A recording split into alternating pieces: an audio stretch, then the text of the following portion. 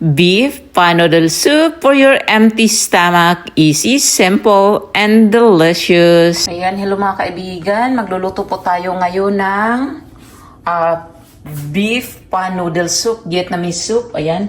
So ito po yung ating broth. Ito, nilagang baka po ito mga kaibigan. May ginger at mga pampalasa. Ayan.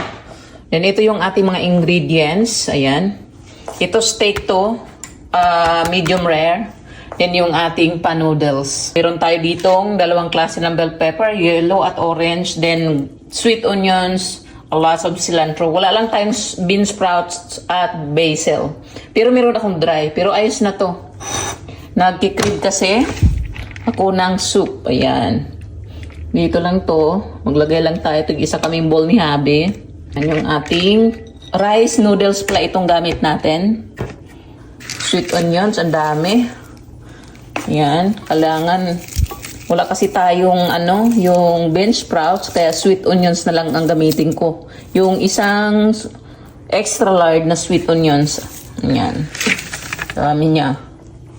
Alright, loaded of onions. Yummy. Next natin yung ating bell peppers or atsal. Matamis yung mga atsal dito mga kaibigan, kaya okay lang na parang half cook lang siya. Ayan. Okay.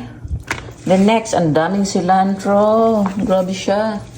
Yan. Yan. Luto na ito mga kaibigan ha. Yan.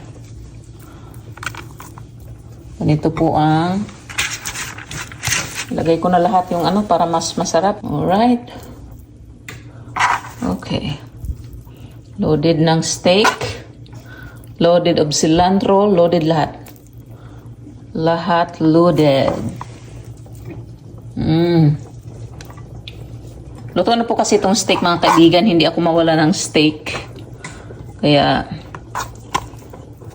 siya. Gislice na lang natin. Pero ang dami. Yummy. So, last na ang toppings pa. Daming cilantro, grabe. Ayaw natin masira yung ating cilantro. Diba, punong-puno yung bowl.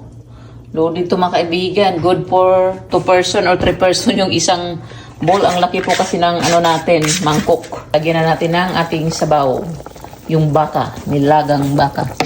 Yung broth natin. Alright, this is it mga kaibigan. Let's add our beef broth. Okay? So, yung ating beef broth pala is savory flavor. My version. Filipino version.